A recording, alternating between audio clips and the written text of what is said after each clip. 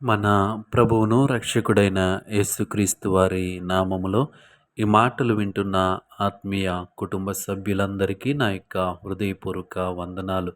అందరూ బాగున్నారు కదా? ప్రభు కృపను బట్టి మీరంతా క్షేమముగా ఉన్నారని నమ్ముతా ఉన్నాను. చిన్న ప్రార్థన చేసుకుని ఈ దిన వాక్యాన్ని ధ్యానము చేద్దాం.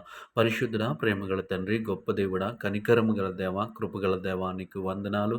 ఈ సమయంలో నీ మాటలు వినాలని ఆశ కలిగి ఉంటుండగా వాక్యం ద్వారా మా అందరితో మీరు మాట్లాడమని యేసు నామములో అడుగుచున్నాము తండ్రి. ఆమేన్.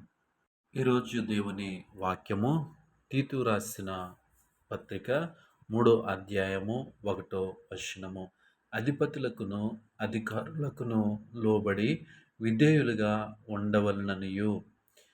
ఈ వాక్య భాగాన్ని మనము పరిశీలన చేసినట్లయితే మనము ఏ విధంగా ఉండాలి, మన పైన ఉన్నటువంటి అధిపతులకు, మన పైన ఉన్నటువంటి అధికారులకు ఏ విధంగా మనము ఉండాలి అనేది ఈ వాక్య లేఖనాల్లో మనము చూస్తూ ఉన్నాం. లోబడి విధేయులుగా ఉండవలెననియు. ఈ లోకంలో మనము జీవిస్తూ ఉన్నప్పుడు మనకి ఒక ప్రత్యేకమైనటువంటి వ్యక్తిత్వాన్ని లేదా ఒక ప్రత్యేకమైనటువంటి జీవితాన్ని కలిగి ఉండాలని దేవుని వాక్యము సెలవిస్తూ ఉంది.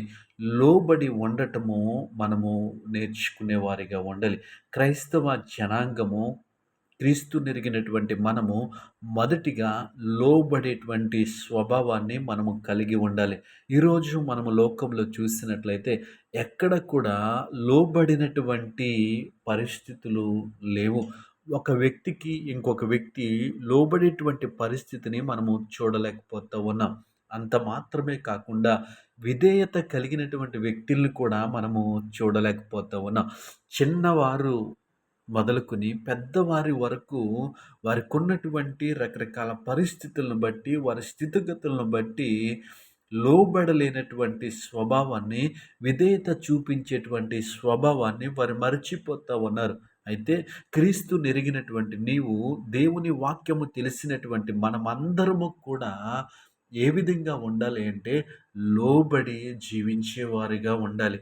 అంత మాత్రమే కాదు, విధేయత చూపించేవారిగా మనము ఉండాలని దేవుని వాక్యము సెలవిస్తూ ఉంది. ఈ ఉదయకాల సమయంలో ఈ మాటలు వింటున్న ప్రియ సహోదరి, సహోదరుడా, ఒకవేళ నీ పైన అధిపతులు లేకపోతే, ఒకవేళ నీ పైన అధికారులు లేకపోతే, నీ చుట్టూ ఉన్నటువంటి సమాజంలోని వ్యక్తులకు నువ్వు లోబడినటువంటి వ్యక్తిగా ఉండాలి. నీ కుటుంబ సభ్యులకు నువ్వు లోబడినటువంటి వ్యక్తిగా ఉండాలి. నీ కుటుంబ వ్యక్తుల మధ్య నువ్వు విధేయత చూపించే వ్యక్తిగా ఉండాలి.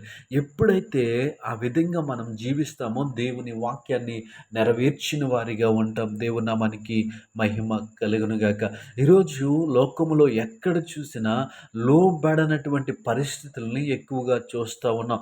విధేయత లేనటువంటి ఒక తరాన్ని మనము చూస్తూ ఉన్నాం. ఎందుకు అంటే వారి దేవుని ఎడల భయభక్తులు అనే వారికి లేవు.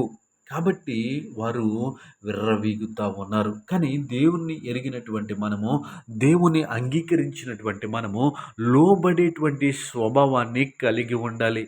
ఇంకా విధేయత కలిగినటువంటి స్వభావాన్ని మనము కలిగి ఉండాలి. ఎవరు ఈ విధంగా జీవించగలరు అంటే దేవుని ఎరిగినటువంటి బిడ్డలు, దేవుని వాక్యము చదివినటువంటి వారు, దేవుని సొంత రక్షకునిగా అంగీకరించిన వారు మాత్రమే లోబడి విధేయత కలిగినటువంటి వ్యక్తులుగా ఉండటానికి ఇష్టపడతారు. ఎందుకంటే ప్రభువైనటువంటి యేసుక్రీస్తు కూడా ఆ లోబడి విధేయత కలిగినటువంటి వ్యక్తిగా ఈ లోకంలో శరీరానుసారంగా ఆయన జీవించినప్పుడు, శరీరాన్ని ధరించుకుని ఆయన జీవించినప్పుడు, మనలాంటి వ్యక్తిగా జీవించినప్పుడు ఆయన లోబడి జీవించాడు. ఆయన విధేయత కలిగి జీవించాడు. కాబట్టి వాక్యమైన నీవు నేను కూడా అధిపతులకును అధికారులకును లోబడి విధేయత కలిగిన వారిగా ఉండాలి. ఎప్పుడైతే ఈ విధంగా వాక్యాన్ని మనం అనుసరిస్తూ ఉన్నామో మన ప్రభువైనటువంటి యేసుక్రీస్తు పట్ల కూడా మనము లోబడి విధేయత కలిగి జీవిస్తూ ఉంటాం. కాబట్టి మాటలు వింటున్న నీ జీవితంలో జీవితంలో, నా జీవితంలో ఎలాంటి లోబడలేనటువంటి పరిస్థితులు ఏమైనా ఉన్నాయా? విధేయత చూపించలేనటువంటి పరిస్థితులు ఏవైతే ఉన్నాయో, వాటిని బట్టి మనము దేవుని సన్నిధిలో క్షమాపణ పొంది, దేవుని సన్నిధిలో పశ్చాత్తాపపడి, ఆ పొరపాట్లను క్షమించమని ఆయన సన్నిధిలో ప్రార్థన చేసి, లోబడేటువంటి స్వభావము, విధేయత కలిగి జీవించేటటువంటి స్వభావం కొరకు మనము ప్రార్థించే వారిగా ఉండాలి. కాబట్టి ఈ వాక్యాన్ని ఒకసారి మనం జ్ఞాపకం చేసుకుని, వాక్యానుసారమైనటువంటి జీవితాన్ని కలిగి ఉందాం. అలా ఉండటానికి దేవుడు తన కృపను మనకు తోడుగా ఉంచునుగాక. ఆమేన్.